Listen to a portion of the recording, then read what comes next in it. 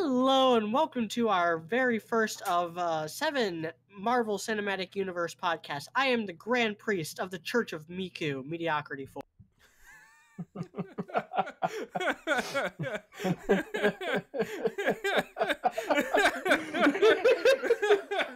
Because in the week that I've had to prepare for this podcast, I decided to just binge read quintessential quintuplets instead of rewatching these movies. I think I'm the only one who wasn't laughing at that because I take you entirely seriously. That's funny. That's the hardest we've laughed since a sock joke. Yeah. Anyway, I am... okay, let's go over this one more time. I am the one and only Robert. Nice. I am surprised by my opinions on these movies now. And I am very tired, and I've had an insane day. It was hailing in Southern California. I am, dude, what the heck? I don't even know what to say. I can't even intro right now. Yeah. It's been. I think we've all had kind of a rough week. Yeah. I certainly have. Yeah. But anyway, yes, I, unlike the Disney-fied Iron, am an actual alcoholic. I'm Coop. Yeah. You were cutting out a couple of times, Coop, just so you know. Hold up. I can fix that. And redo your intro, which I'm sure was hilarious, but I didn't really hear it. Well, he said that unlike the Disney-fied version of Iron Man, he's an actual alcoholic. All right, no, we'll talk about that. So, God, it's been 11 years since the Marvel Cinematic Universe officially started. Holy fucking shit! I feel old. Right? I was going into my freshman year of high school the first time I saw these movies. And two of the ones that we're talking about today, the first Iron Man movie and The Incredible Hulk, I saw on the same day. It was my birthday in 2008. I turned... Fucking how old would I have been? 15? Yeah, 15. It was my 15th birthday. And I am 25, going on 26 now. That's... Yeah. I was about 16 at the time. Yeah. I actually watched Hulk first. Like, everyone started with Iron Man. The thing is that it was my birthday, and I'm a huge Hulk fan, and my mom's a big Hulk fan. Like, the TV show from the 80s is one of her favorite shows. And so she wanted to see Hulk. And so that's what we saw. And then we got to that post-credit scene with Robert Downey Jr. We were like, well, I guess we got to watch Iron Man now. So we went right back into the ticket line and got tickets to Iron Man that same night.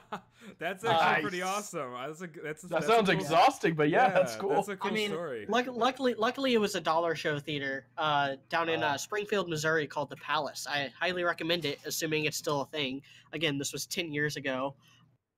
Yeah, so we spent like probably $15 that night and saw 2 really good movies.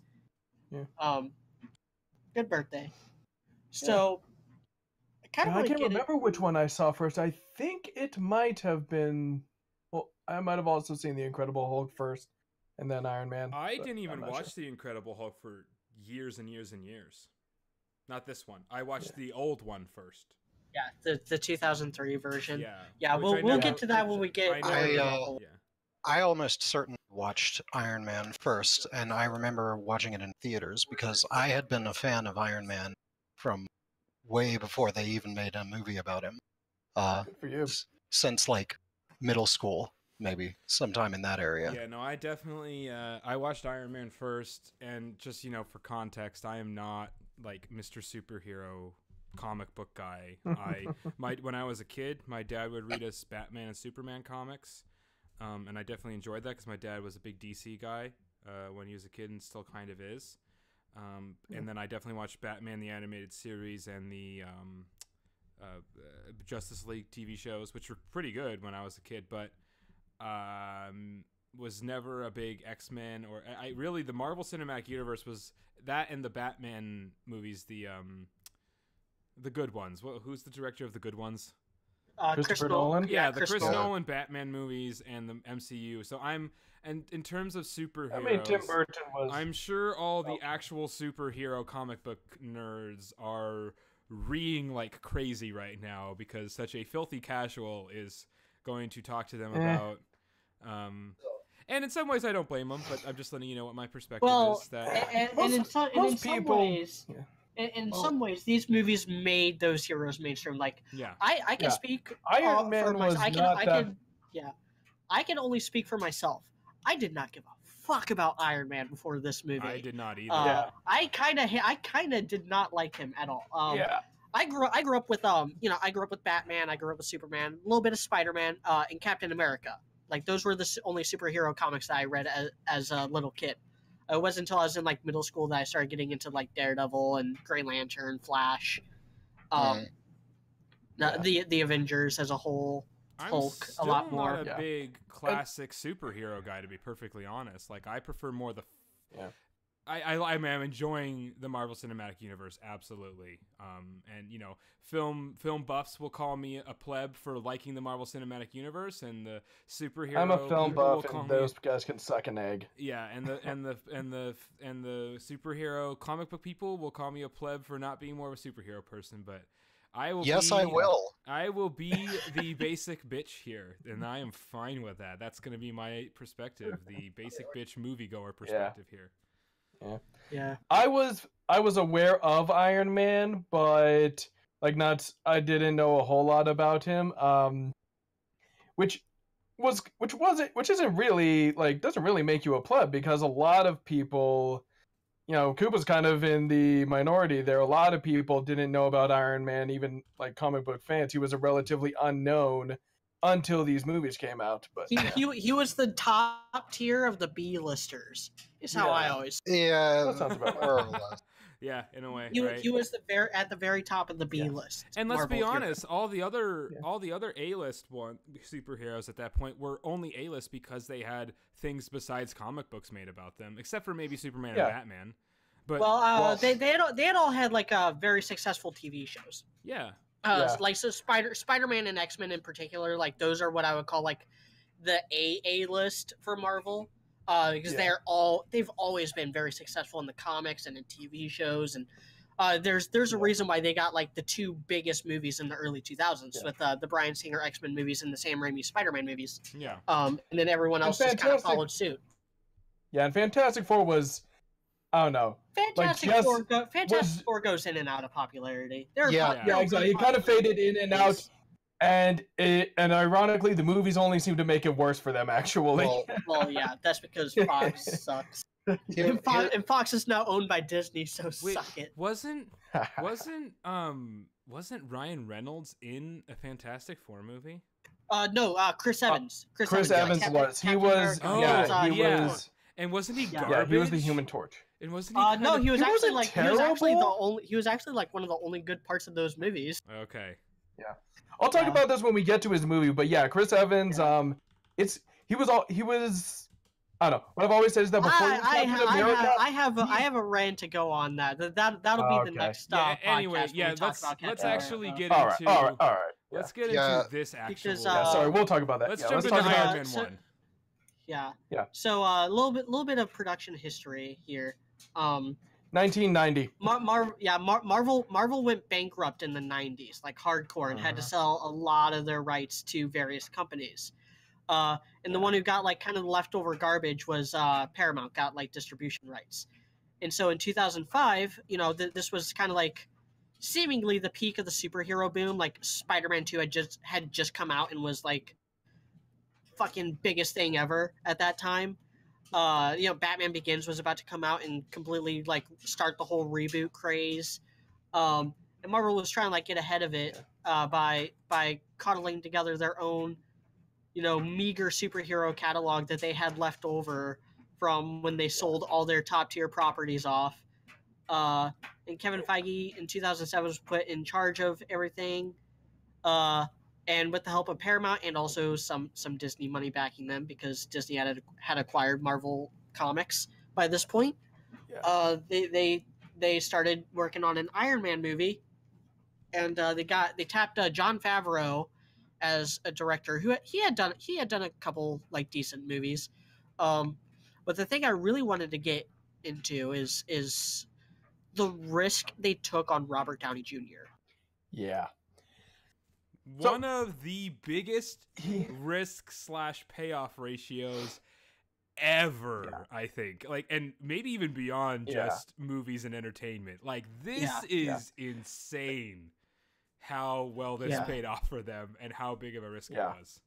Well, God, I love seeing Robert Downey Jr. in interviews now because you can see it in his eyes. You can see how thankful he is of the fans, how thankful he is of Jon Favreau for vouching for him, and how thankful he is of Kevin Feige for giving him the chance. Because Kevin Feige wanted to go with Tom Cruise. You know, in 2006, 2007, Holy shit, are we glad Tom Cruise that was didn't available. Tom Cruise was available. Tom Cruise is one of the hardest working actors of all time. He's the kind of guy. He's the first actor on set, last actor to leave the set. Does his own stunts. He would not have been. You know, is affordable. You know, like his agent, like he has a hard time saying no to parts, which is why he wound up in The Mummy, and why he's still doing Mission Impossible well into his isn't he like 60 now? Like, nothing oh my God, against Tom Cruise. I definitely, you have to respect him.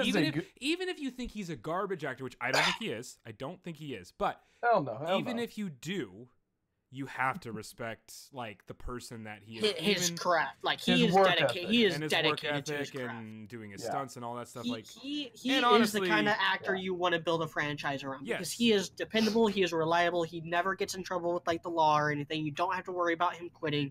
You don't have to worry about him like getting arrested or ODing. And he's the right kind of eccentric. He is a little bit of an eccentric, but he's the right kind of eccentric. He's 56, which I mean he's closer to 60 than he is to 50. Pushing 60, yeah. And apparently, they also considered Nicolas Cage at one point. Oh my God! Okay, that definitely would not work. I like Nick Cage. I like Nicolas Cage. I think it's a lot of crap, but based on how everything turned out, I just could never imagine. And same thing with Tom Cruise. It's like. I like a lot of Tom Cruise movies. I'm definitely not an anti-Tom Cruise person. I'm not gonna lie. I'm excited for fucking what's coming out with Tom Cruise next that everybody's fucking going crazy. Oh, Top Gun. Top Gun 2? Maverick. Are you kidding me? I am so hyped for that. Okay, I don't even care. It's probably gonna be terrible, but the first one was terrible. It was still fun. It's the right kind of. But anyway. I just don't, based on what we've seen and how Iron Man really is the most important character in the whole, I think, Marvel Cinematic Universe. He is the poster boy for it. I can't imagine anybody else doing it now. And maybe one or two other actors. Maybe that was what Jon Favreau. That was what Jon Favreau was on about. That's what kind of convinced him. Like.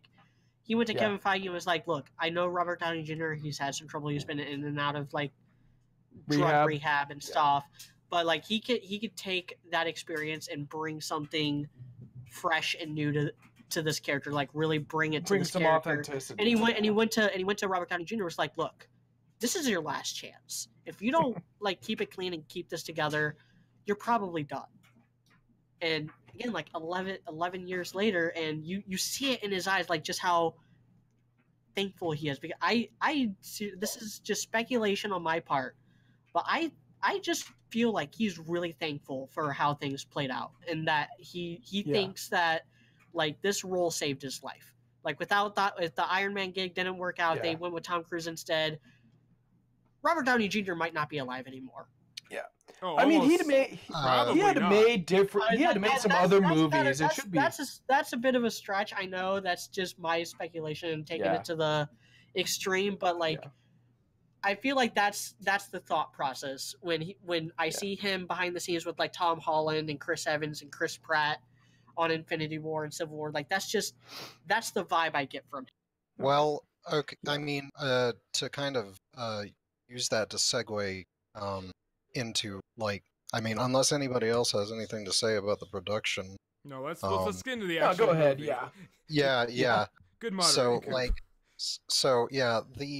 The thing is, and this is an actual segue too, which is impressive. But so like you were talking before about like how Robert Downey Jr. could have brought some of that knowledge about like addiction and stuff to the screen. He could have, but the executive decision was made to take away one of Iron Man in the comic book characteristics, which was that he is a complete alcoholic, like Okay. shit-faced drunk, almost I all the time. think Not so much in the modern comics, admittedly. It's a sort of back and forth thing with comics in the movies. One influences the other, and so like they've kind of brought Iron Man closer to the movie Iron Man in the comic books nowadays. Even when he's in them, I'm going to be honest, I've stopped following them for reasons that have nothing to do with the movies and entirely to do with the management of Marvel's comic wing at the moment. But that's not really what we're talking about. But for a good amount of time in the comic books, it was well known that Tony Stark, Iron Man, was addicted to alcohol, and and perhaps his most famous story of all, Demon in a Bottle, is about nothing but this struggle with addiction, and he doesn't even get into the Iron Man suit during the entire time that's going on. So, like,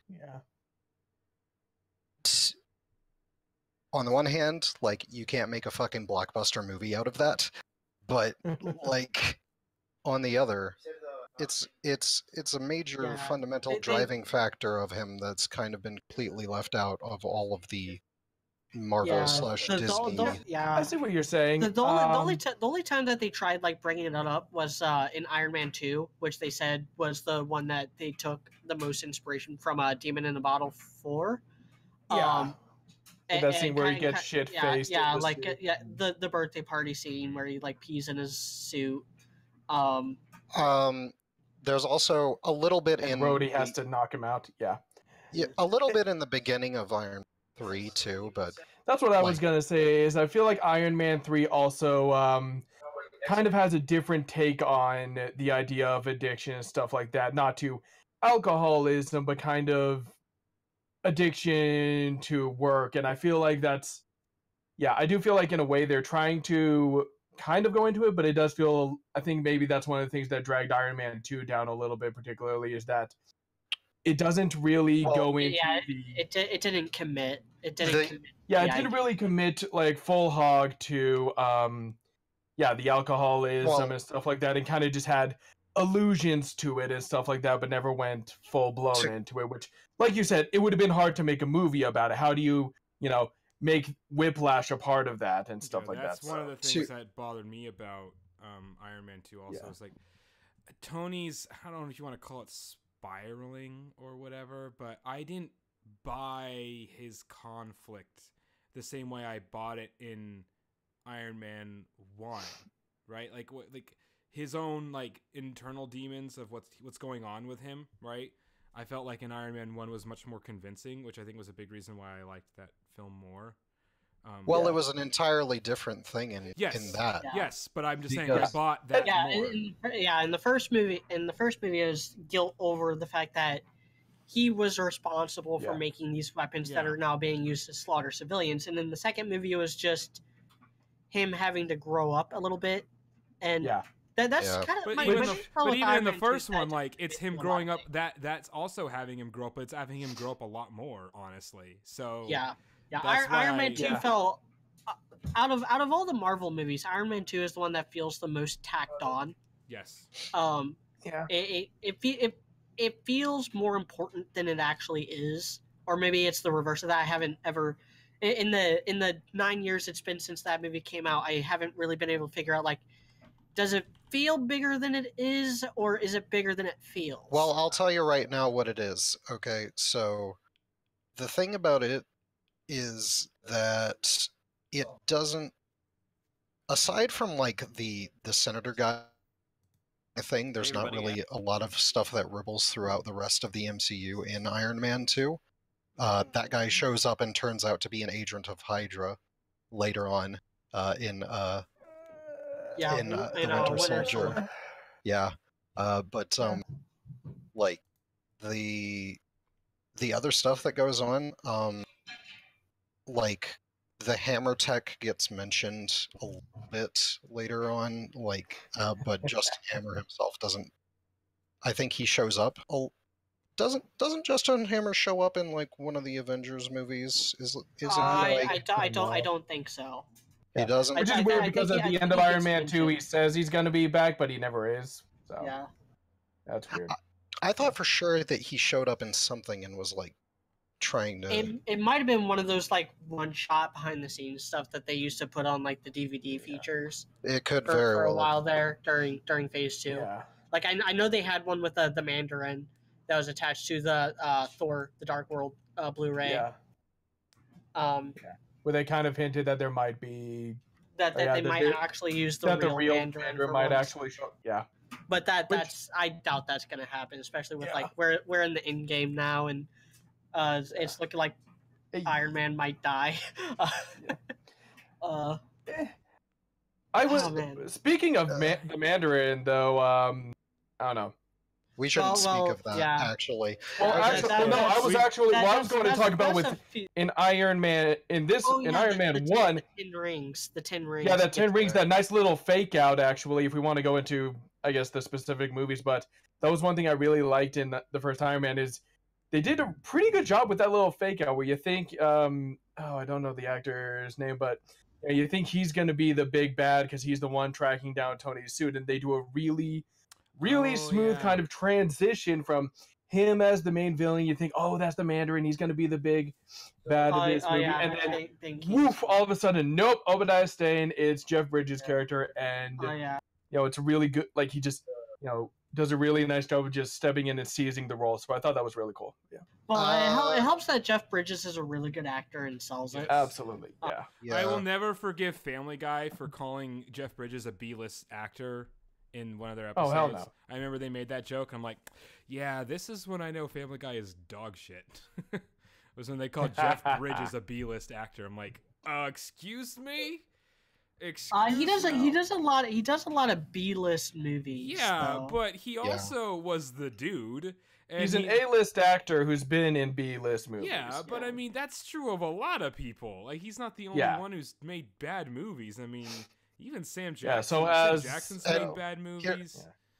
Another thing is, so is George Clooney. So has what's his name? I don't know. Robert De Niro was in Robert De Niro. That's what I was gonna say. Robert De Niro was in that crappy grandpa movie with fucking Zac Efron, and Zac Efron isn't always terrible either. That movie was just garbage. But but I mean, like, okay, so who he plays in this movie is actually. It's interesting that you would bring that up because I would say that Obadiah Stane, the Ironmonger, is like a C-list Iron Man villain by Iron Man villain standards, which is already really low. Unfortunately, Iron Man doesn't have the best rogues gallery.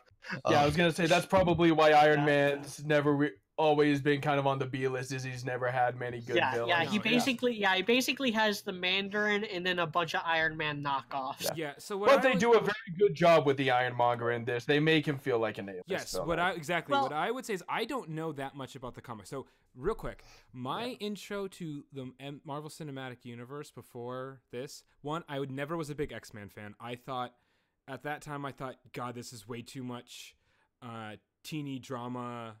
Darkness for the sake of darkness. I just didn't really dig it. I'm not saying that's right. I'm saying that's what I thought of the X-Men movies when I was young. So I wasn't a fan. Basically what X-Men is supposed to be. That's like the only thing. That's the only thing they actually got right from the comics. So I wasn't wrong. Yeah. So anyway, my first thing was I played Marvel Ultimate Alliance, the video game, which came out in 2006. Yes. 2 years before the Marvel Cinematic Universe started. So that was my intro to the character. So at that point, my only interest in them was which powers I liked playing in the video game. So at that point, I liked Thor and Iceman were my two favorites because they were my favorites to play. So I don't have the background on Iron Man villains or Marvel villains in general because I'd say so basically what I'm saying is that I didn't see that as a major issue in this movie because I feel like Jeff Bridges did a good enough job to make him at least, a pretty solid, plausible villain. Yeah. He's no Joker. I'll give you some fun facts about Obadiah Stane in the comics. Did you know that he actually went bald as a child due to stress because he saw his father shoot himself in the head while playing Russian roulette. Wow. Okay. Yeah. Not sure if that's So this is a very Yeah. different version of the character. Well, and the thing is, I think you From the can comics, make at a C-list comic villain work in a movie so long as you adapt some things. And here, I think Obadiah Stane works because he is a parallel to Tony Stark. He kind of represents the man Tony Stark was before the terrorist attack. The arrogant, the uber capitalist, greed for greed's sake type person. And then Iron Man, like, Tony Stark started off kind of that way at the beginning of the movie, but then by degrees, by the end of it, he's a little more, slightly more selfless. I don't think he actually turned selfless until the Avengers. When he starts hanging out with like Captain America and Thor and starts making like the actual sacrifice plays. Like, yeah, he's kind of selfless, but he's only selfless for like selfish means. Like in Iron Man 2, he's not like saving random people. He's saving Pepper Potts and Rhodey and like his company's face and his technology. He's still doing like very like selfless things for selfish reasons. Is how I would characterize Iron Man in the first two movies. Which is He partly also, because outright cures his metal poison. So like that was a selfish thing, just outright that he did. Yeah, I mean, I think as I say, I never. To me, I mean, if you had asked me, I would have thought that Obadiah Stane would have been a B list. I'm not saying he's not a C list in the comics. Okay, my point is, if I just watched this movie, I would say he's at least a B list in that, and I'd say a B plus A minus list in the actual movies because he's not as I don't want to, dare I say, epic as Thanos or because I mean that's just what else can you, I know it's a cliche thing to say, but he's not as grandiose and arguably even complex as Thanos is. But I think he really works in this just movie. as bald. Yes, he is just as bald. If not more, well, less so actually because he has a beard. But I do think he works really well in this movie, and if anything, he's one of the biggest reasons I think Iron Man 1 is better than Iron Man 2 is Jeff Bridges and Obadiah Stane because of that parallel between Tony Stark, and it's so relevant that he's more of a corporate villain that I don't even care about the fight at the end. I genuinely don't give a shit. I like that he becomes a villain because of the corporate shit. Because that is what is important in this movie for Tony Stark, not the Iron Man stuff as much. That's not what I cared about when watching this movie, especially now when we have these newer MCU movies where they're fighting for half the fucking movie sometimes, right? So I actually Iron Man 1 actually I think has aged well because it's a contrast to the other two. I think the other two have aged horribly. I think Iron Man 1 has aged fairly well because it's a very good intro to Iron Man, a decent intro to the universe, but especially for Iron Man. And it's a little bit different than the other movies now because of the way the villain is and who the villain is. So I really like that. It teaches, it helps Tony grow a little more grounded. Yeah, it's a little more grounded, weirdly. So, and something I thought was kind of interesting when I was looking over some of the I guess pre-production things on this one is that in one of the early versions of the script, the villain was actually going to be Tony's dad. It was going to be, his father putting on, the War Machine suit. And I think in a way I think parts of that kind of went over to Obadiah Stane, the idea of Tony fighting his kind of father figure at the end, not his father, but his father figure, and, wearing a similar suit to him. I think that's an idea that kind of you transition. You can see bits of that in the script, like that kind of evolved Obadiah from Stane, the beginning. Like Obadiah Stane like calls him son when they're fighting. Like, son, I didn't want it to come down to this, but you leave me no choice. Yeah, exactly. It's kind of like I was trying to protect you and stuff like that. But the daddy issues thing is kind of like real in movies than it is in like the comics. Like it's a little bit there in the comics too, but like, it's not as prevalent. Like usually, depending on the iteration, is that usually Anthony Stark was like involved in some like shady business dealings or some other type of thing. Then the sins of the father get visited upon the son. It wasn't necessarily that Tony didn't have a good relationship with him. Thing. Most of the time, that part of it isn't really like played up. Yeah. Then they, as far as that goes, like I'm in everything that I'm aware of, Anthony Stark has pretty much always been dead or present for a short duration, such as in the Ultimate Iron. Maria Stark is, I think, still kicking comics right for some reason. Or no, wait, fuck. I don't know who that is. It's like somebody it's like Tony's mom, but it's like I think he adopted or something. It's like it's a weird thing that they have. Yeah, they did. Right I now. know. You're cutting in and out again, Coop. Yeah, I know. In the Hold more on. recent, I know in the more recent comics, they've done some things with like Iron Man's backstory that are just like really fucking dumb. Like he's like an alien baby now or something. Like, but He's a What? Star Child. God, I don't even remember. I just remember Yeah, seeing it on Death Battle. Because again, like I'm not the Iron Man expert here. I have never read like a standalone Iron Man comic. I've only read him like through crossovers with Captain America and the Avengers. Like he that's what basically. I know him. Okay, so like the I don't really want to get on that too much, but like as far as the whole oh, my dad never loved me type thing going on, it wasn't if as I recall that huge of a deal. They didn't focus as much on the daddy issues No. aspect of him. No, and it seems to be a really big thing in this one. And so like just to bring that up. And that kind of it's sort of a little bit of a running theme into the next into Iron Man 2 with the way Ivan Vanko had like similar issues with his own father but was also trying to kind of live up to his stuff. They did it executed very poorly in that movie, but like you can still see it as a bit of a running theme into that.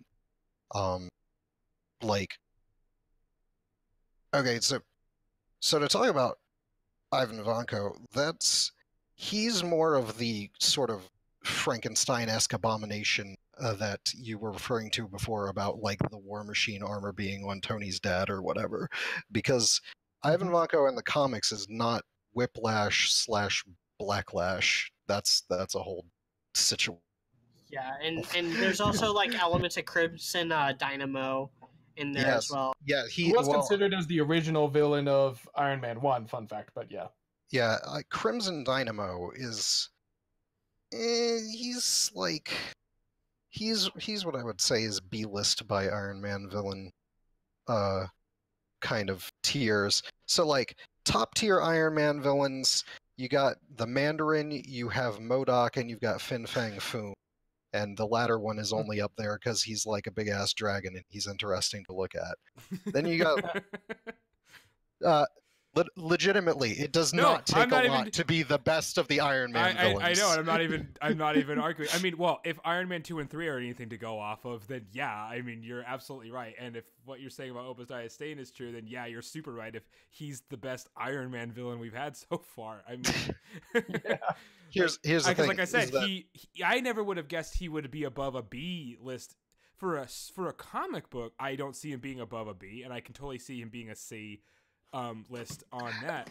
I think he's A minus to B plus. If only we go in the overall, if we go like overall comic book villains, like all of Marvel, like Obadiah Stane doesn't even reach E list. To be perfectly honest, like Iron Man, I'm going purely by Iron Man tiers here. This is like because Iron Man's villains are just so horrible, you guys. It makes me sad that he doesn't actually have Well, if that's that good of well, then people to let's. fight. I mean, well, like I said, at least they made that C-list. Then it's to me, it's all the more impressive that they made that C-list villain work Yeah. in this first movie. Yeah. Because like I said, I don't need to repeat that. I thought it worked very well. Yeah, like I've been impressed with some of the things. Like I compare Killmonger in that same tier with Black Panther. Like everyone loves Killmonger. Like Killmonger's not even the best Black Panther villain, and he's only got two. Yeah. Like Black Panther only has like two, maybe three villains. I mean, we'll get to that And too. Killmonger isn't even the because best of them. Something like Yeah, that. well, we all know who the best Black Panther villain is. Because that's sad Well, when Killmonger was the best part of Black Panther the movie by a country mile, like not even close. He was the best part of that movie. So I really liked Claw in that movie, but we'll talk about that. Yeah, is that Andy Serkis? That'll be Yeah, Andy Serkis' character. Well, we'll talk about him let's when we be talk honest. about, like, Andy Age of Serkis Ultron. is one of, if not the best part of everything Andy Serkis is in, and I will fight anybody on that. Yeah, true. I fucking adore Andy Serkis, and he's one of those actors I will defend to the death. Yeah. But Anyway, I just didn't want to name Anyway. one of the two white actors as the best part of Black Panther because that's true. But people will get mad if I say that. I was listening to something the other day where somebody said that the reason people don't like Black Panther is because it was different than other Marvel movies. Yeah, No, let's it's not. get into Black Panther. That's Anyway, the yeah, last sorry. part We'll of talk. Black Panther. we will talk about Black Panther in a later edition of this. Yeah. But Yeah. to get back to Iron Man 2, Iron Man 2, let us not forget, has actually dual villains. And like there's really Yeah. there's Sam Rockwell as Justin Hammer. there's He is really a lot not of fun. He's a lot of fun. yeah. So as much as there isn't really a whole lot to say about the Crimson Dynamo / Whiplash Except person that that he was we played got. by Mickey Rourke at his most Mickey Rourke-ish. Yeah, and that he was really putting on that Russian accent, guys. He was Yeah. trying his best, and God bless him for it. But Yeah. He worked really hard to make his Russian sound authentic, and good for him. But to be perfectly honest, he was playing a character which in the comic books wasn't that interesting, and which was not made particularly more interesting in the movie. So Justin Hammer is a little bit different. So Justin Hammer isn't really so much a villain as he is more Tony Stark's rival, and he occasionally does unscrupulous things. Even in the comic books, he's not usually played as being like a sinister guy. He's usually just like So is he like Amanda Waller kind of? No, actually, what Justin Hammer is he's the slightly less handsome, slightly less successful version of Tony Stark. Okay, fair enough. And that's what he feels like in this too, though. But it's like, how is that? The biggest thing with this movie, he's a much cringier version of Tony Stark. Yeah, because I will say this about I have a couple things to say about this film, and that's it after this. One, I already mentioned that I feel like Iron Man's stakes were nothing and his conflict was so much lower in this film. Two, the villains are, in my opinion, almost pathetic in comparison to the first one, and that's not saying a ton, right? I don't understand I really don't understand how the Mickey Rourke's villain is supposed to be credible or a threat, because even though he kind of hurt Iron Man in their first fight, he actually technically lost, so who cares? Like, he's not a threat. And then Justin Hammer is a more pathetic and annoying version of Tony Stark. How is that supposed to be an actual rival? The stakes are nothing. The only thing I just don't care. I don't care about this movie. I don't want to watch it. Yeah. The other thing is Don Cheadle is Don Cheadle, and he's better than fake Don Cheadle. So that's the only upgrade in this movie. Yeah. I actually to like Justin Hammer. I see the thing of it is that I actually like the way he's portrayed in the movie, because it's very similar to how in the comics and in a lot of media that bothers to depict him, Justin Mhm. Hammer is just like, he just has an inferiority complex when it comes to Tony Stark. And Yeah. so it's not necessarily that he's a bad guy, but he makes, but he has sometimes he gets a little bit of Overly competitive. yes, and so occasionally in his seeking to get one up on Tony Stark, you know, because of this like just uh idea he has that he doesn't like being basically second best to him. He occasionally has lapses in judgment which cause him to do like bad things, but I wouldn't call Justin Hammer a bad guy. He's just misguided, and he He's occasionally well-meaning and he makes mistakes in the name of competition, basically. yeah, and it puts him on the wrong side of the law more Like, often yeah, than like not. the whole plot in Iron Man 2 Mhm. is that the government wants Iron Man. They want the Iron Man suit. They want an army of similar super suits. Justin Hammer is willing to give that to them, but he just doesn't have the tech, so he has to, like, Taxpayers, where is my super suit? yes. And you know, because it's Tony Stark's property, it's his intellectual property. He's like hoarding it, and you know, you got Rhodey, played by Don Cheadle in the second movie, who is played by Terrence Howard. Terrence Howard is a decent actor, but he's a really good TV actor. Yeah, Like, he's good in Empire, he's and he's good in a lot of TV and Lifetime movies. He's not He's Don. not as not yeah. He's not Don Don Cheadle's the man. Cheadle. Okay, it's like what's the movie the guy who looks like the singer from Newfound Glory, Quentin Tarantino, when he did what's the last Western he did? So shit, the one in the snow. Fuck. Yeah, the Hateful Eight. The Hateful Eight. Yeah, the Hateful Eight. He wrote a part for Christoph Waltz, a two-time Academy Award-winning actor who I personally believe definitely deserved both of those. I fucking love Christoph Waltz. And that's right. It's the other guy that they replaced him. I can't even remember his name. Sorry. He did a fine job. He's not Christoph Waltz. You literally can't. And that's Tim Roth. Yeah, Tim Roth. There we go. He's a good. Yeah. I think Tim Roth's a solid actor. He's not. Oh, he's a fantastic Christoph Waltz. Like, you just can't. There's certain things like where you. This is one of the funny times. No, where, that's like, a very fair. That's a very fair way. You replace an actor, and it's an upgrade, because most of the time when things like this happen, it's a downgrade. The Marvel Cinematic Universe, we'll get to this with the Hulk too. It's one of the few franchises where you seem to be able to replace actors and somehow upgrade, which is not usually what happens. Well, I mean, that's the thing is, this is just a Kevin Feige thing. And I'm going to say this at least once per podcast that we talk about Marvel. Kevin Feige might very well be the best producer Hollywood has ever turned out. And part of his thing is that, like, the characters are more important than the actors who play them. No actor is irreplaceable. No actor is inexpendable. Fair. Like, if you're not pulling your weight, you're going to be cut and replaced. Terrence Howard, after the success of the first Iron Man movie, he was looking for a pay raise. He was getting all diva with it. So Kevin Feige was like, "Bye, Felicia. I'm gonna get a better, more acclaimed actor, and I'm gonna get him for cheaper than you're asking."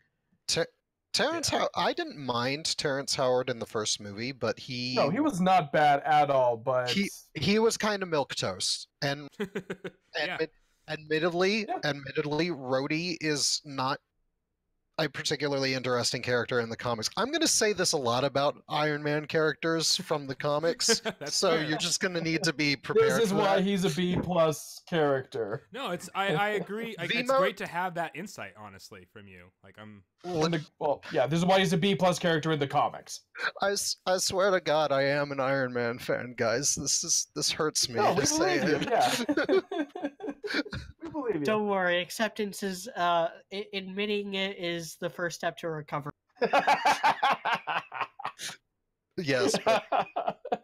Generally speaking, the most interesting thing about Rhodey is that he's War Machine, and War Machine is badass. Yeah, exactly. That's true. And that's, he gets more and more badass as these movies progress. and that, He really does. He really does. He And gets that's more, like, he fucking owns an Infinity War. No, dropping bombs on all the absolutely. fucking, like, Deathstalkers or Yeah. whatever. Yeah. And that's the thing, Yeah. like, I didn't mind Oh, yeah. Rhodey in the first one. I've already forgot the actor's name, by the way, because I just don't give a shit. Yeah. It's Terrence Howard. Terrence Howard. But it's especially in the later films, the ones that don't even have Iron Man in the title, where you're really glad it's Don Cheadle at that point. Yeah, I do agree with that. I think Don Cheadle plays the more comedic part. Rhodey probably better than Terrence Howard would have. I could not see Terrence Howard, like we'll get there's dropping the jokes and stuff that he does. I have nothing to say really about Terrence Howard's Rhodey, but I know that when we get to the later movies, because I'll rewatch them obviously, but I know there's a couple specific parts where Don Cheadle does something awesome and I remember it. You know what I mean? And that's like a cool part of the movie. Yeah. You wouldn't have. I don't think you ever would have had that with Terrence Howard. Well, I mean, later on, when you get to Civil War, obviously the biggest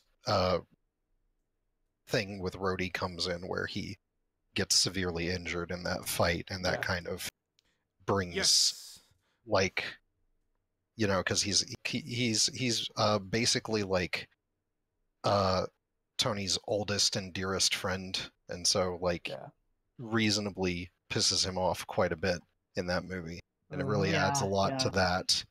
So that's such a fucking good movie. He probably would have really loved to have killed Falcon there, but but I mean, still, I think Don Cheadle helps all of that. Make it weightier absolutely. and make it work the other supporting cast, they're all right. I do like Gwyneth Paltrow as Pepper Potts. I think she's a lot of fun. She has really good chemistry with she's Robert very Downey Jr.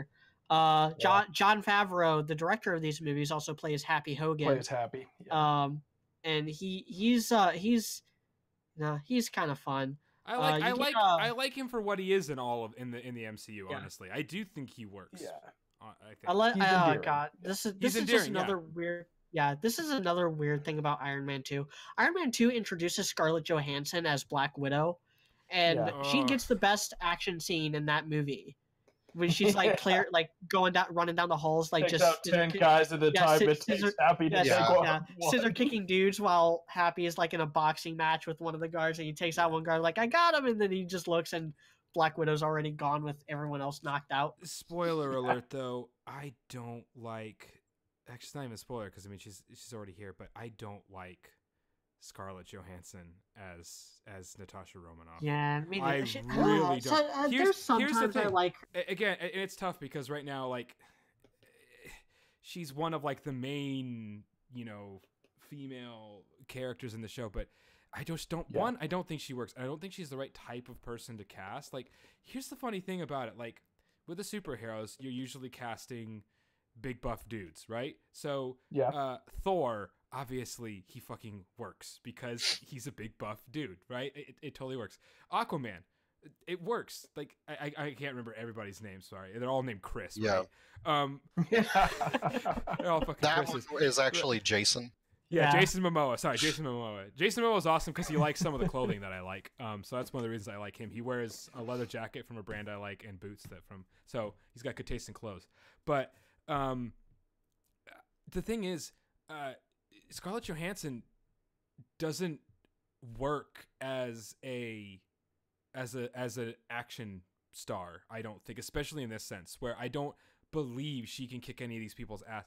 She looks like an actor. She runs like an actor. Yeah. The hardest I've ever laughed during a Marvel MCU movie is there's a shot in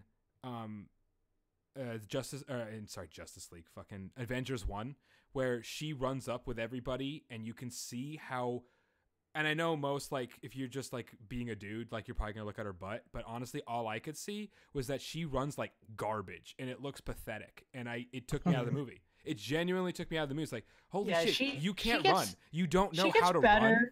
Yeah, she like does Tom Cruise knows how to run. You watch Tom the... Cruise run, he looks like a guy who can fucking... He Well, runs kind of funny, but you can tell he runs. I mean, Tom Cruise does anything besides run? here's the But thing. you know what I'm is saying? Like that doesn't work. Like you watch what's the movie? The what's it called? The Expanse. And the girl they have who plays one of the main female characters. There's a few main female characters, but the one that sticks out to me is the one who plays the Martian. Was it captain or colonel or something like that? Yeah. Sergeant? No, gunnery sergeant. She's a gunnery sergeant. I think it's called. They call her Gunny. She's like 5'10" and like athletic, and she looks like she's in the fucking military, and it works. She's one of my favorite characters in that show, partially because of that, and it's believable. Scarlett Johansson just throws me off every time she's in this movie. Scarlet Witch, it's different because she's magic-y and stuff, and it works. Yeah, but not Scarlett Johansson.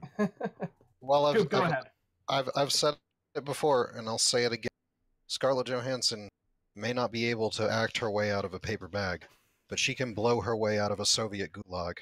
So, yeah, I was wanting to address that a lot. There's allegations that she only got the part because of Joss Whedon, because she was fucking Joss Whedon secretly when they were making these movies.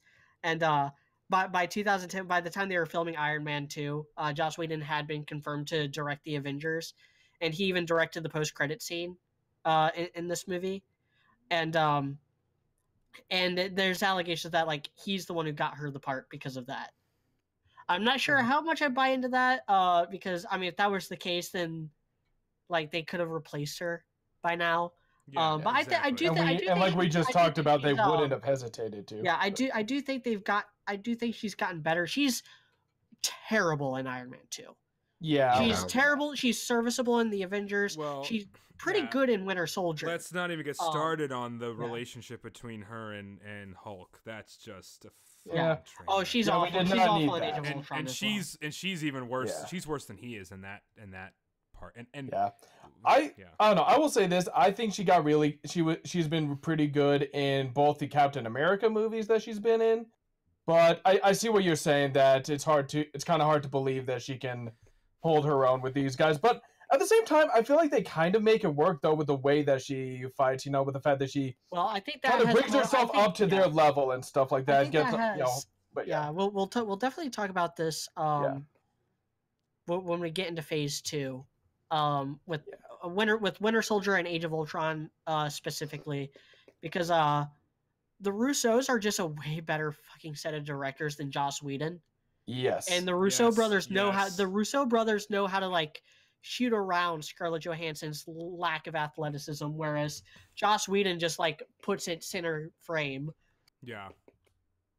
I have my complaints about Joss Whedon that we'll get into when we talk about the Avengers and then Age of Ultron at a later date. I think personally, Joss Whedon is one of the most overrated people in Hollywood. I don't think he's bad, but I think I think he's a better television writer than he is a movie filmmaker. God, he's hyped. Like it's annoying he's directed 4 massive films at this point. He directed Serenity, which granted that was like basically a TV movie that got a theatrical release.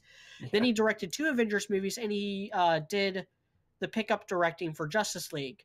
And all 4 of those movies feel like they were directed for TV and not for a big screen.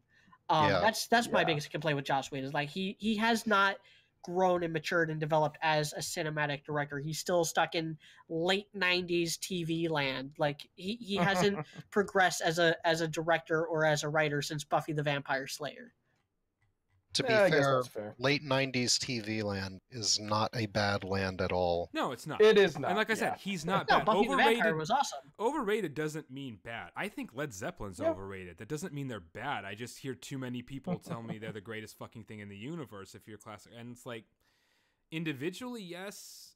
But anyway, that's kind of my point. Overrated doesn't mean bad. It just means, and it can be very, very slightly overrated.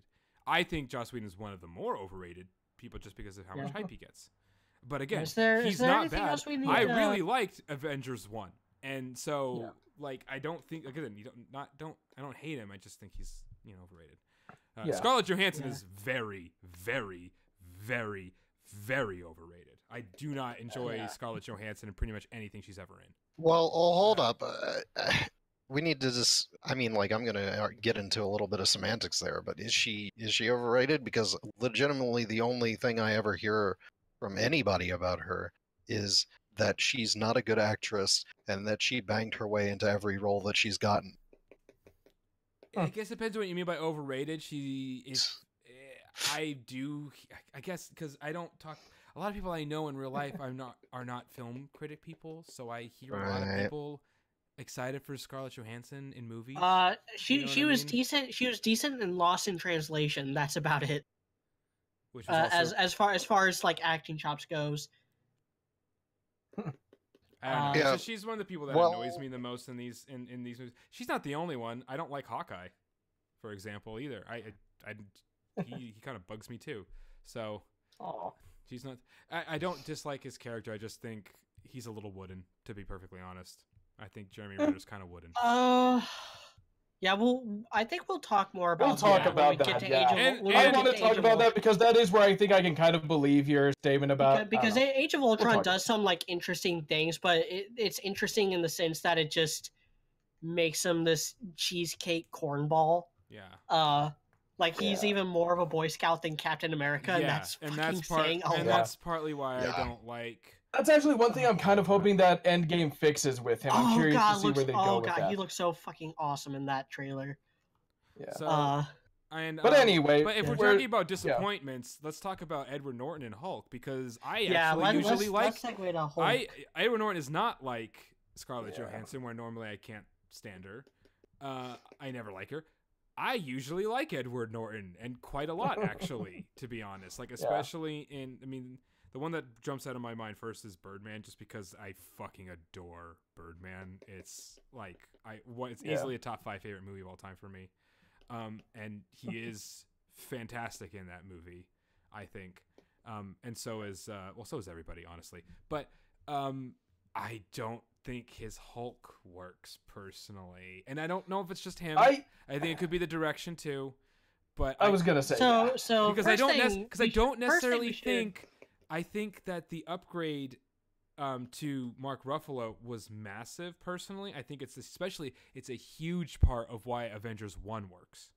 After that, Hulk takes a massive downslide. Yeah, we'll talk more about Mark Ruffalo specifically next time. But as my we go point into the is Avengers, that is a major reason why Avengers works so well. But my point is, for this film, I don't necessarily think that Mark Ruffalo is an upgrade over Edward Norton in general. No, it's not he's nowhere near as good of an actor. It's not like Don Cheadle over Terrence Howard, right? That's a clear upgrade. Whereas the Mark Ruffalo Hulk, I think, works a lot better than the Edward Norton Hulk. But Edward Norton, you can definitely argue, is a better actor than Mark Ruffalo is. Yeah. So, and I will say this. Well, I do think there's some very specific creative decisions surrounding Mark Ruffalo's portrayal of the Hulk that just makes him a much more compelling and fleshed out version of that character.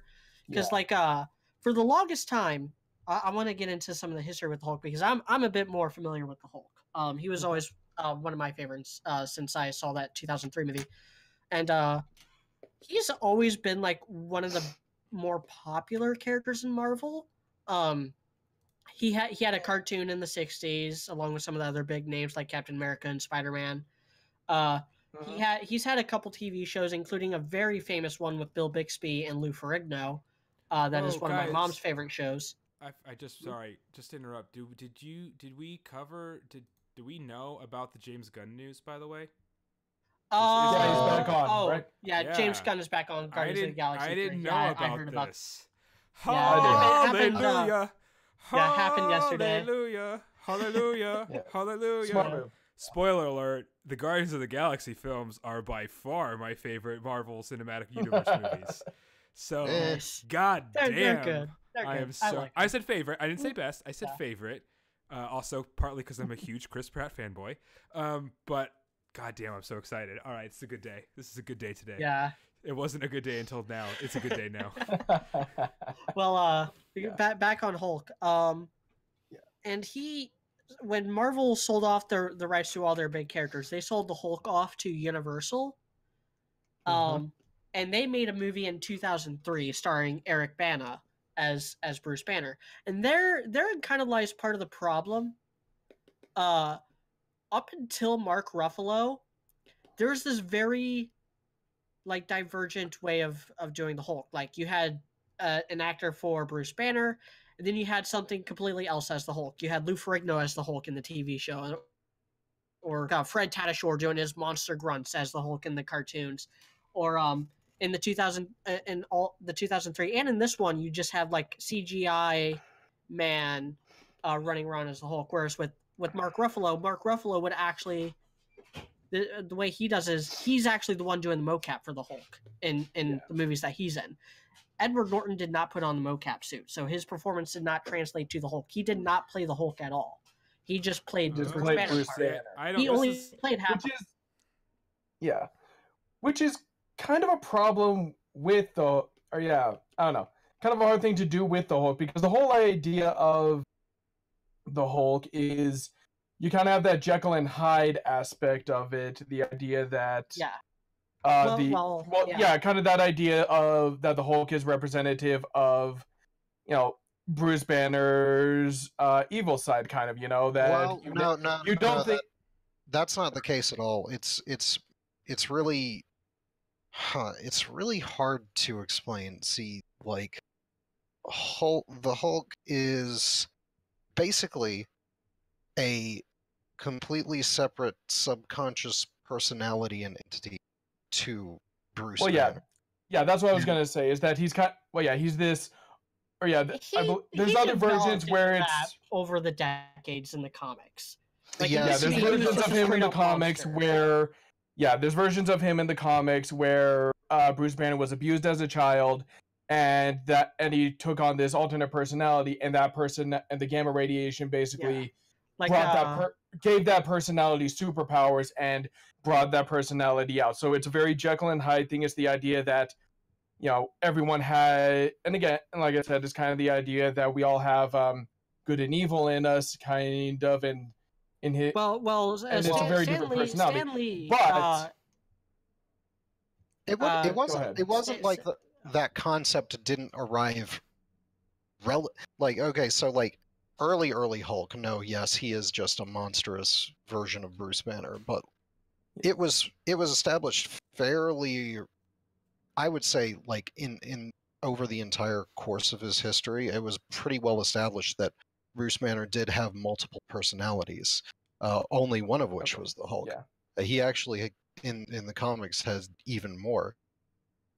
They're not going to. Yeah, and they all have their own Hulks, like green, like Gray Hulk, Red Hulk, whatever. There was the original Gray Hulk. There was Joe Fixit, my personal favorite. There was the Devil Hulk.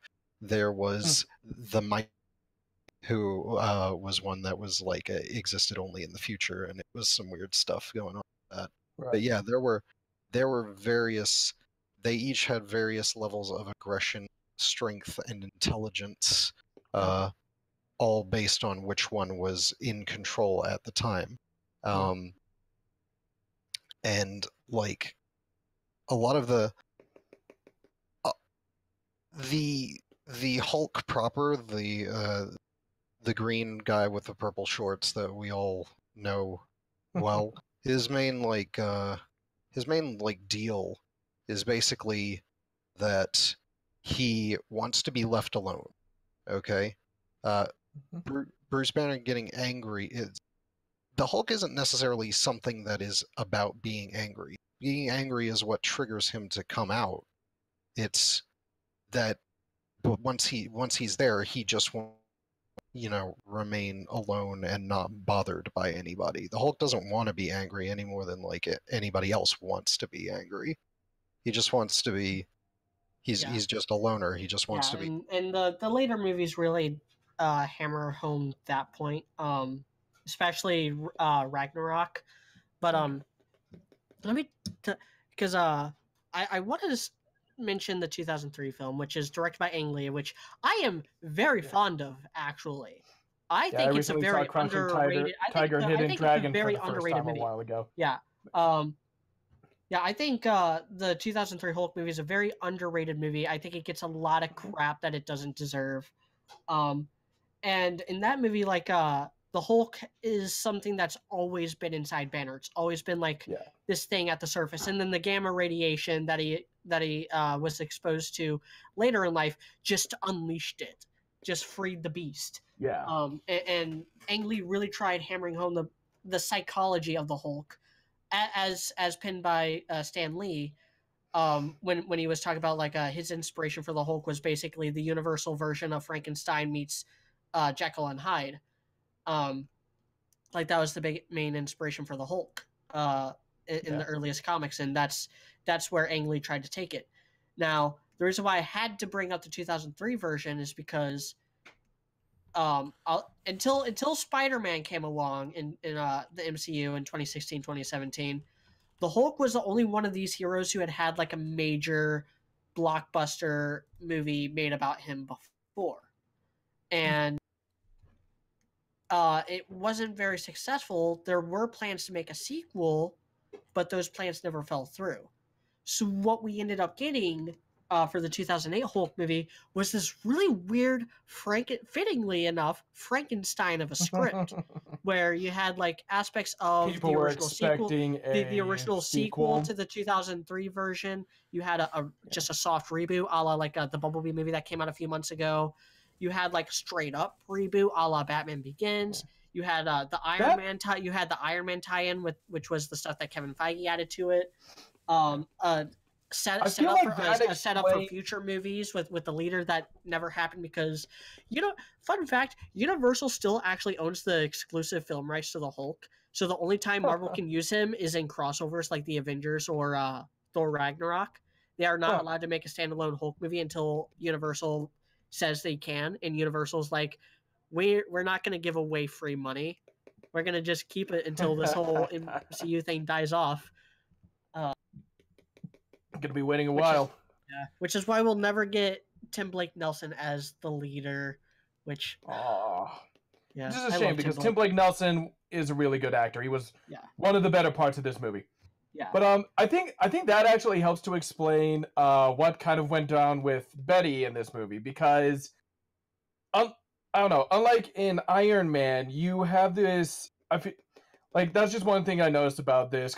Watching these three movies and comparing them is that you have, with Pepper, that you have this feeling of history with, between her and Tony, this idea that they've, been together for a really long time. And I feel like you don't really get that in The Incredible Hulk with Betty and stuff like that. There's, you don't really know how they met or, how they got together or what she even does and stuff like that. And so another ingredient to this Frankenstein cocktail of a script is one of the this movie had like 5 different writers, by the way, and one of them was Edward Norton under a pseudonym. But one of the writers was talking about like he was approaching this as if he was doing an adaptation of the TV show, which is why it takes a lot of the musical cues in this movie are ripped straight from the TV show and its main themes. And the opening sequence with kind of the origins of the Hulk that fly by was the intro to the TV show where he's like sitting in a chair and stuff and then gets exposed to gamma radiation and then Hulk's out for the first time.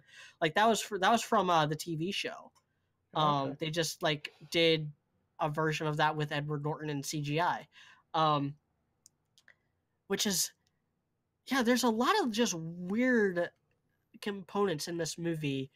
Like the fact that Bruce Banner at the start of this movie is in Rio. That was a plot point in the 2003 movie.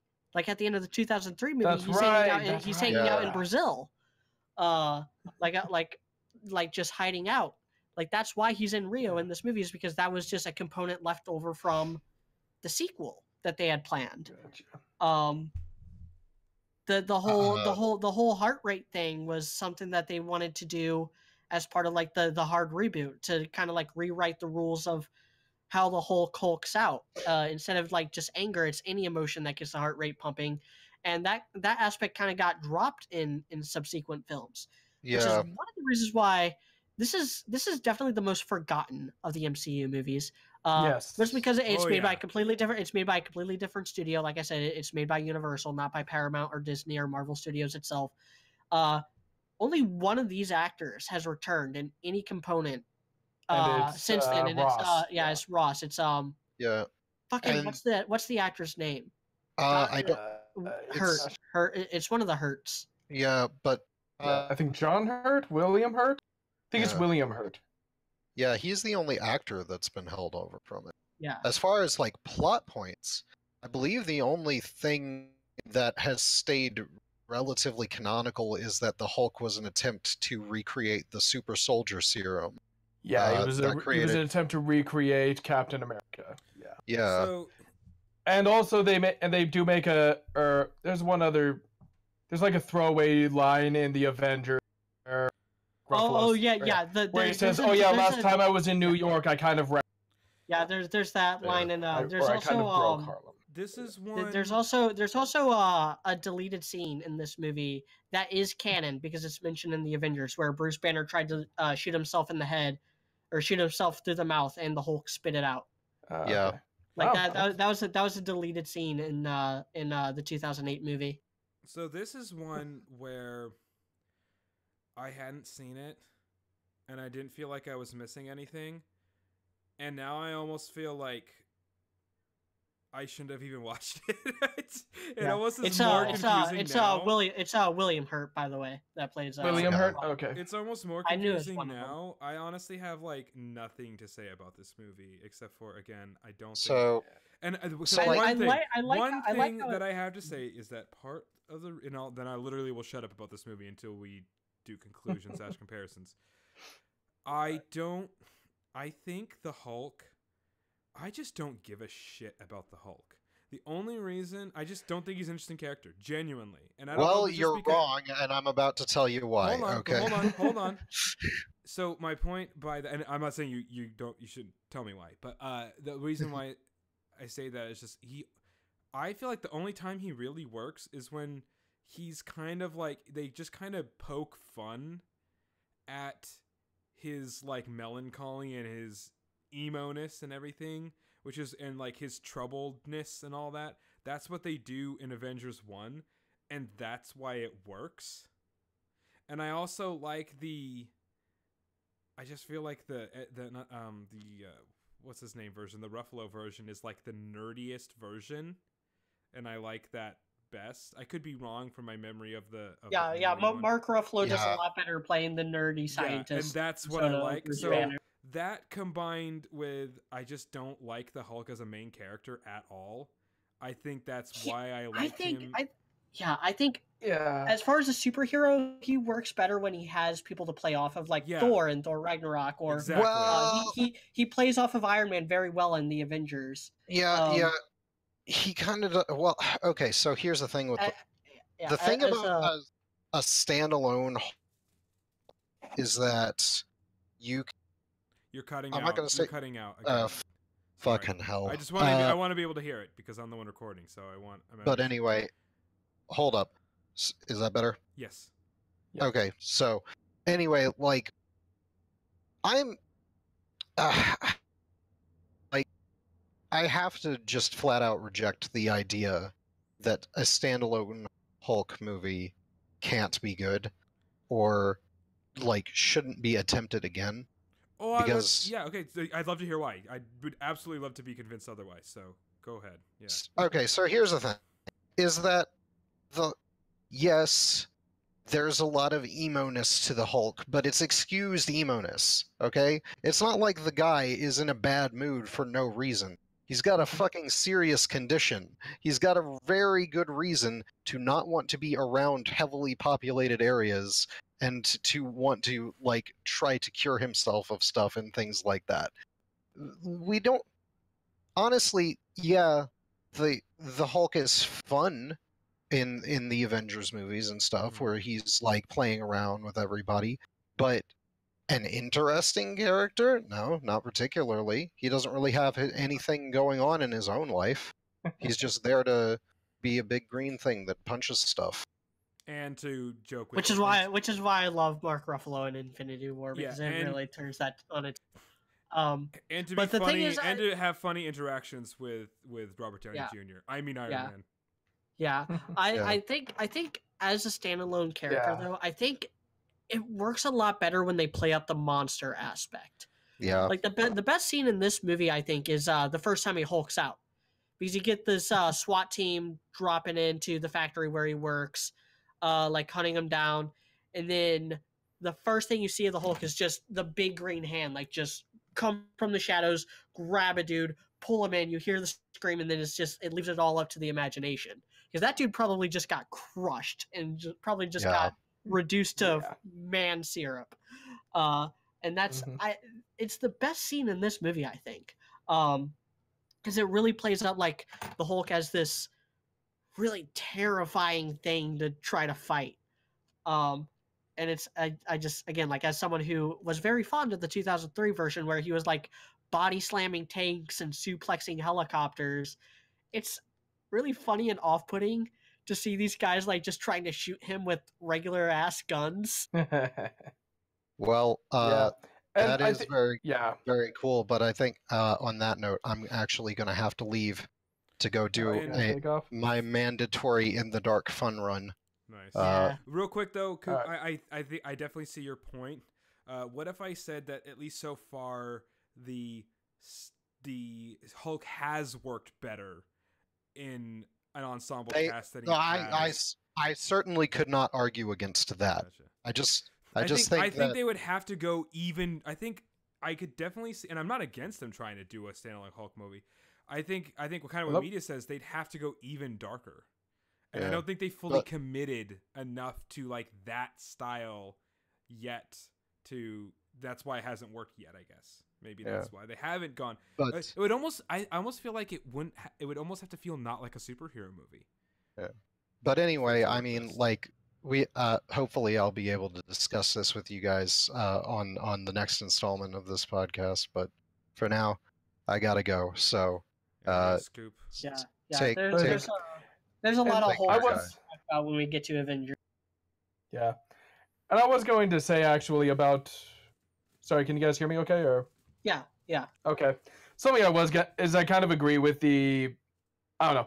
I feel like the problem with the Hulk is kind of similar to Dragon Ball Super Broly recently came out, and this is and I kind of feel like the Hulk kind of has that same problem that this has, which is you get in like Dragon Ball Super Broly, they took a pretty boring character, a character that had been really, really boring in every other movie he'd ever been in, and they made a really good effort. What I think was a pretty good effort to develop him as a character, make him more interesting.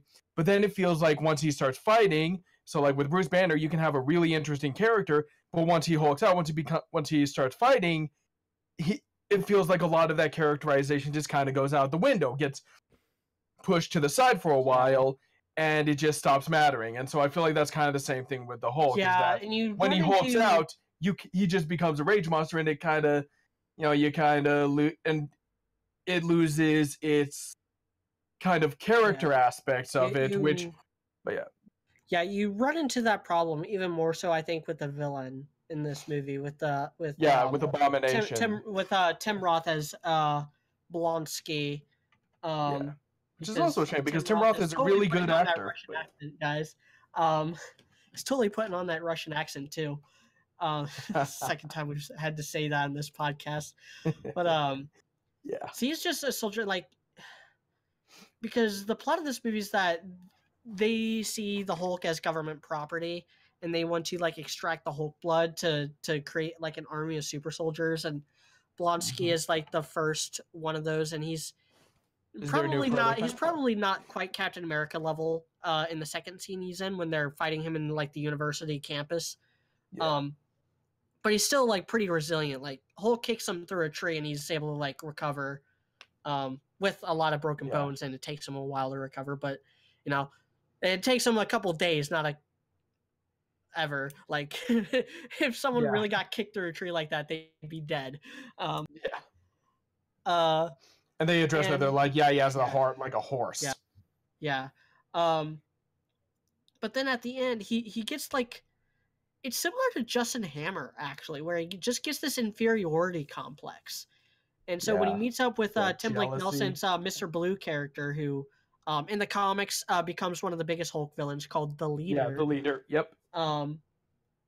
who is as smart as the Hulk is strong. He's like the Brainiac to Hulk Superman. Yeah. Or the Lex Luthor to his Problem Superman. is Yeah. for me is every time I hear the Leader, I can't help but think of that one episode of The Simpsons where they join a cult. Yeah. Yeah. But he just gets injected with all the like Banner juice and becomes the Abomination, who is just a big dumb monster. And so the last like 20 minutes of this movie is just one big dumb CGI monster boxing another big dumb CGI monster Yeah. in the middle of fucking Harlem. Exactly. And at that point, it's just kind of like, At least yeah, it has the it looks decency to really not go cool. on as long as the fight in Dragon Ball Super Broly did. Like, That was another problem I had with that movie. Is yeah, that fight? that was my It was biggest fun, problem. but it went way too long. Yeah. Anyway. But it's like, yeah, it looks cool and everything. There's some really cool bits, like when the Hulk starts using car parts as boxing gloves.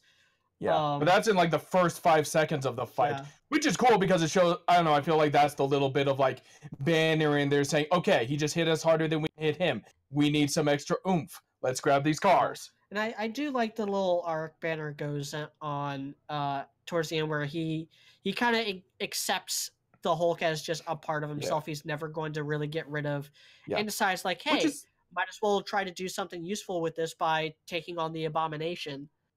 Yeah. And he has that line of like, we helped create this thing and I need to deal with it.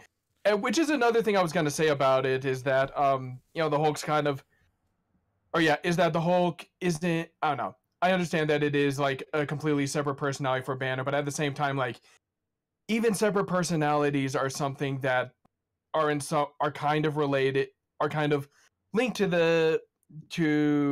the original personality and stuff like that. Like, again, the Hulk was created as a coping mechanism for Bruce's abusive childhood and stuff like that in, I believe, the movies and in some of the comics.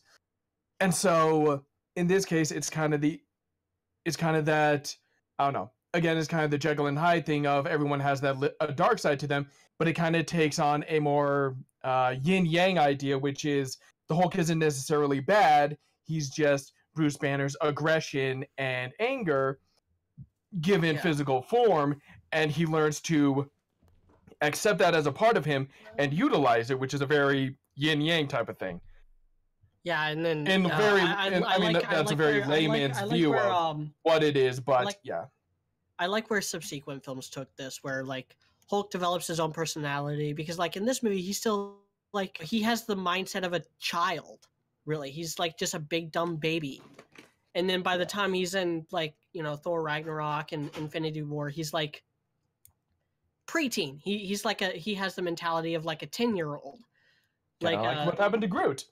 Yeah, like in Infinity War, like the big thing with him there is that like he feels that Banner has just been using him as a set of boxing gloves, in that he doesn't actually accept Hulk for who Hulk is. He just accepts Hulk for like big green guy who punches things really fucking hard. Yeah, and that's kind of something that they do in this movie, or I don't know, not so much in this movie, but in later movies. I like that line in Ragnarok where he says, "A lot of times when I'm with the Hulk, it's like we're both in the front seat and we both have a hand on the wheel," and that's kind of, I don't know, not quite what we get in this movie, but kind of where it seems like it's heading after this movie. So yeah, but we wouldn't see any of these characters again until the Avengers. Let's talk a bit, because as far as supporting cast in the Hulk movie goes, none of them are worth writing home about. William Hurt does a decent job as Ross. I preferred Sam Elliott in the 2003 version, but that's just because Sam Elliott, I think, is a better actor. Same thing with Liv Tyler. Liv Tyler's an okay Ross. actress, I prefer Jennifer Connelly in the 2003 version. I could never get over how much Liv Tyler looks like Steven Tyler. Like she is definitely her father's daughter. Like those lips, man. Okay. That's definitely genetic. Yeah. And again, it just Which I is don't know. weird Their because they relationship look just like isn't built because up they that look well. like they're plastic surgery, but they're genetic. Yeah, no, that's just they always had that. His too. Yeah. But yeah, it's so final ratings for these movies. I think Iron Man is solid. Like especially in hindsight, there's not a whole lot to write home about. Like yeah, great performances, some good action beats. Especially like the tank missile thing where he fires the tank missile and then just walks away from the explosion. It's a really iconic shot. Yeah. Oh, remember, cool guys don't look at explosions. They turn around and they walk away. Yeah, I give the first Iron Man movie an 8 out of 10. I give Iron Man 2 like a 6 out of 10. It's passable. It's better than a lot of what we got that year, but it really did feel like sequelitis. It really did feel tacked on a bit, like unnecessary. It felt like it was just trying to do too much. But anyway, yeah, and the 2008 Hulk movie, I give a 7 out of 10. I really dug it. I dug like all the action beats in the movie. Yeah. I dig where they took the Hulk after this. I like Edward Norton as Bruce Banner. I do like Mark Ruffalo quite a bit more. But I am very fond of the Hulk as a character, and I am very fond of this movie. And I do wish that they would just make another standalone Hulk movie. And no, I don't want it to be Planet Hulk. I could give a fuck less about Planet Hulk. Like that's the one everyone wants because like, oh, it's one of the. We already had Planet Hulk. It was called Thor Ragnarok. Yeah, I want one with Tim Blake Nelson as the leader. I want the Gamma Corps. I'll agree with and that. all the Gamma Beasts. I want Hulk to like, become like an actual hero in his own right, not just a big green guy who punches things really hard and occasionally helps the Avengers punch the really, really big things really fucking hard. Because that's really kind of all he does. And I love what Infinity War does with that because like Hulk is just pissed and done with that, and I love it. So also we finally found something he can't just hit really hard. Yeah. Oh yeah. Thanos hits him just as hard. Yeah. If not harder. Even harder. Yeah, exactly. You ran into something that could really hit back. It was oh man, it was a Do you want me to give my thoughts, or do you want to do? Go ahead, Robert. Okay.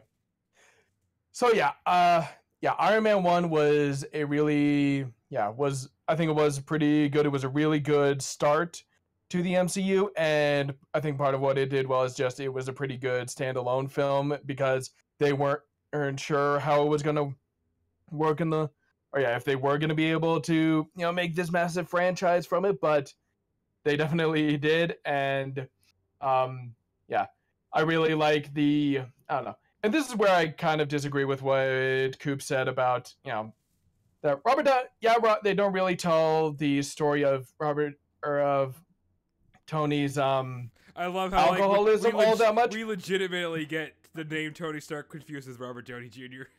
As I do that all the time too. No, I do that all the time too. It's easy to do because they are very much like Robert Downey Jr. made this role his own, and he did a really good job with it. Yeah, no, it's true. Man, he is Tony's. It's not an insult to our intelligence; it's a compliment to Robert Downey Jr. If anything. Yeah, exactly. And so, but because I think Robert Downey Jr. did help bring that redemption story to Tony.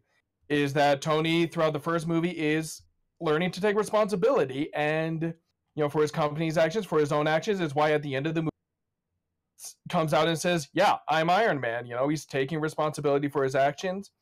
And so I think 8 out of 10 definitely laying the groundwork for the future of the Marvel Cinematic Universe with the help of Samuel L. Jackson as Nick Fury, who I just want to mention real quick because Nick Fury. They kept that cameo a secret as much as they could. Yeah, like again, like I didn't know that Iron Man and Hulk were gonna get tied in together until the post-credit scene of the Hulk, which had Robert Downey Jr. show up with Ross and be like, "Hey, we're putting together a team." Yeah. I mean, at that point, I was still pissed that they hadn't greenlit a Captain America movie yet. Like, really, they're gonna give Iron Man a movie and not Captain America? That was 13-year-old me, by the way. And because the funny thing about Samuel L. Jackson as Nick Fury is that in the original comics he's white, like David Hasselhoff looking dude, and then in the Ultimate Comics, which started in like the early 2000s, they modeled Nick Fury after Samuel L. Jackson. and then they managed to Okay. get Samuel L. Jackson to play Nick Fury, and so he's basically the Ultimates version of Nick Fury, aka one of the only good things to come from the Ultimates. Yeah, no, I was gonna say that's Yeah. once we get there, I love Sam Jackson as Nick Fury. He doesn't have to actually do much, but what is better for like a guy who's supposed to be a boss of a bunch of people that could kill him? The only person in the world that I can think of that could actually boss around those people is Sam fucking Jackson. Like literally nobody else deserves to boss those kind of people around except Samuel L. Jackson. Like that role was made for him. If you want to stay ahead of me, you better keep both eyes open. The Fucking love him in Winter the Soldier. only problem is that he hasn't said motherfucker yet. And I really Well, I mean, Almost. these movies are PG-13. I know. Like he but could get away with one F-bomb. he should Like be able to say he's come close motherfucker. twice. Yeah. He's come close twice. They've cut it both times. I know in Infinity War when he gets dusted, he's like mother, and then dust. Which did make me laugh my I think he also ass off. When also they think did he that. does it in Winter Soldier where he's just like mother, and then an explosion. Yeah. But I want And him so- to actually say it. Can he say it, please? Maybe in Endgame. Maybe that's like his if final he line. gets to say it in Endgame, I'm gonna be so fucking happy if he gets. But anyways, no, he is awesome. Like, Anyway. that's Yeah. another. Well, again, And- the more we get into these films, the more we're going to be complimenting the cast. I feel like this one was a little bit of 50-50. Yeah, there's a lot of growing pains. There's a lot of growing pains here. Like a lot of, they don't really know where they're going with this, and a lot of it is They were finding their footing with these with these three movies. They were very much finding their footing, and it wasn't until Phase 2 that things, that they really started taking off. I think. Well, I'd say. And actually, even in Phase by 2, the the tail Thor end of franchise was Phase still 4. finding its footing. Yeah, like yeah, I'm gonna have a lot more I'm positive things to say. Yeah. I'm slightly even though like none of the, even though like Captain America, the first Captain America movie and the first Thor movie, I don't think are probably as good as the first Iron Man movie. I'm going to have a lot more positive things to say about them because they are like they get a bad rap, but good they're as you not could as possibly bad make them. as You people. possibly make them with what they were trying to do with those movies. But Yeah. that'll be next time. And if you want to see that, make sure to like, comment. Hang on, and I'm not Wait, doing my final thoughts. And I haven't done my ratings at all. Yeah. Yeah, sorry. That was just a We're in good a hurry here. segue. That was a bit of an No, early, I get it. that I was- understand. That was Sorry to ruin your segue, but That was a bit of an early release there, media. I mean, calm down, dude. yeah. But so, yeah, with Iron Man 2, I think the biggest problem is that it was just trying to do too many things and stuff like that. And we talked about how it has two villains. It actually kind of has like three opponents in it. You got that story between, Tony and Rhodes. Rhodes wanting to help Tony and stuff like that while he's going through this bad time. And Tony just kind of flat out refusing and stuff like that. You have inklings of the demon in the bottle story with Tony, not really, dying and not really knowing how to deal with it, and getting completely wasted, which doesn't. And you have you do have a couple of hints here and there where Pepper asks him like, have you been drinking and stuff like that, but it's mostly treated as a joke, so that's really unfortunate. But I do think it's kind of nice that it, in a few ways, it does kind of leave some groundwork for Iron Man 3. I'll talk about that when we get to that movie. But so you have inklings of that, and then you have this whole thing with Whiplash and the fact that they're both guys trying to live up to their fathers and stuff like that. And so it just ends up being a little too much. It ends up feeling like a bit of a mess. I don't know. I think it has some good moments. I was actually going to say one of my favorite moments is at the very end with Sam Jackson just staring where Tony's reading over the Romanoff's review of him, and he's just like trying to make excuses for what it says about him, and Fury just stares at him without even blinking. I don't know. That's one of my favorite Nick Fury moments in the films. But so, yeah, I think 6 out of 10 is definitely a good rating for that one.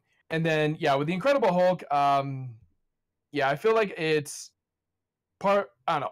I don't necessarily think Edward Norton phoned it in or anything, but I do think that the direction and the writing was kind of lackluster. There were a few. I remember that scene with Ty Burrell and William Hurt, where Ty Burrell has that line of like, I take it as a sign. Or, by the way, I love Ty Burrell, but he has that line of like, I consider it a professional, or it's a matter. I consider it a matter of professional pride that I know when people are lying. I'm like, okay, stop there. You've made your point. And he's like, and you are. I'm like, God, gosh dang it! No, that's not a good line and stuff like that. So I like that to me was kind of where I was kind of like, okay, some of this writing and stuff is kind of a mess, but I do think that Edward Norton could have been a good Hulk even after this movie and stuff like that. I think, yeah, I do think Mark Ruffalo is great as Bruce Banner and as the Hulk, and I would not trade him at all, but I do think Edward Norton could have been good, and I think it's unfortunate that it didn't work out that well, but I do think that this movie was okay. Also, I just think the Hulk was really, really ugly. Like, just too ugly and stuff like that, which kind of works from the monster aspect, but eh. So, yeah, I would say 7 out of 10 with that one. So, for me, it's tough to know how to rate this now. I've been listening, because we haven't done ratings much lately. Like, we don't really rate the other things that we podcast that much. Except for, like, we did Avatar: The Last Airbender, which is an 11 out of 10. And, like, I don't even make that joke often, but that Avatar: The Last Airbender is an 11 out of 10.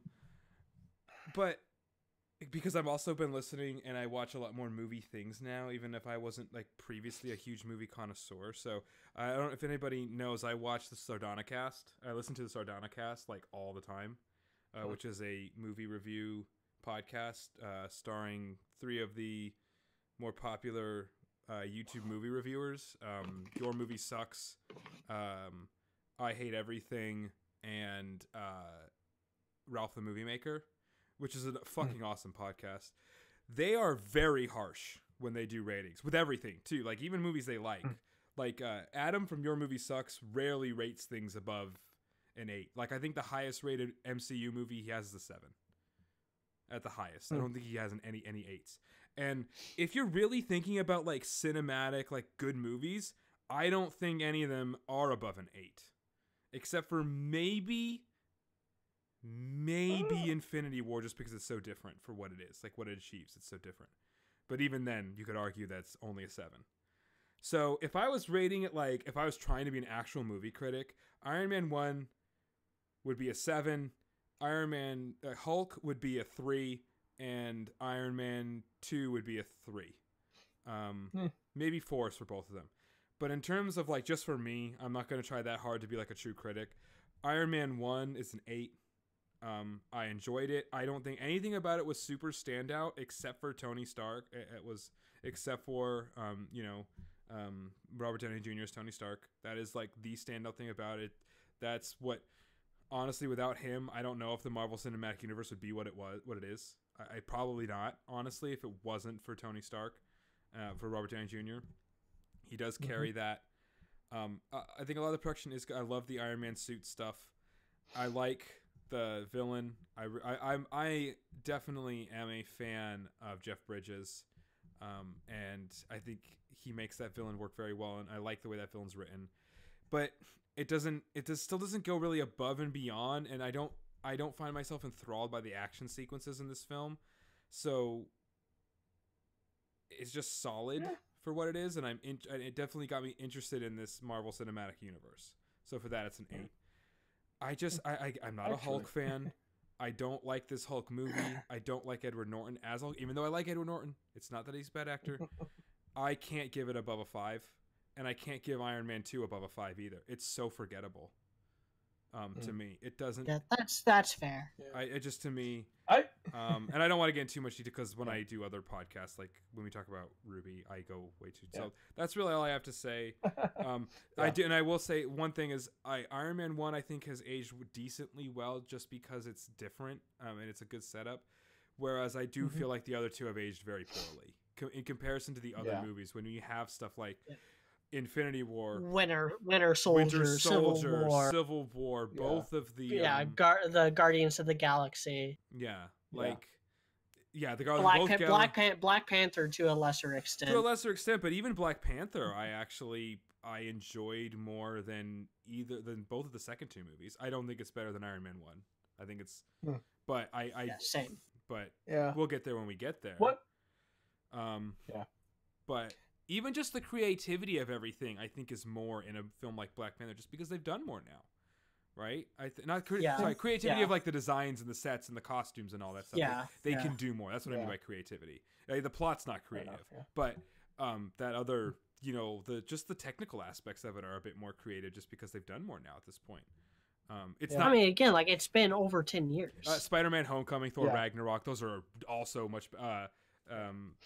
All the credit where credit is due. With Iron Man, they did a lot of. They kind of talked to Mike, they did a lot of fun stuff with the mechanics of the suit and making it feel. Yeah, no, that's like, great. Realistic. I did say that in the first one. I was like, I do like the suit and the design and the mechanics of the suit. I like that. Yeah. I'm just saying, it's still like that's kind of what there is in that movie, and it's fine because that movie, there's a lot more going on than just the action stuff, and it's done well.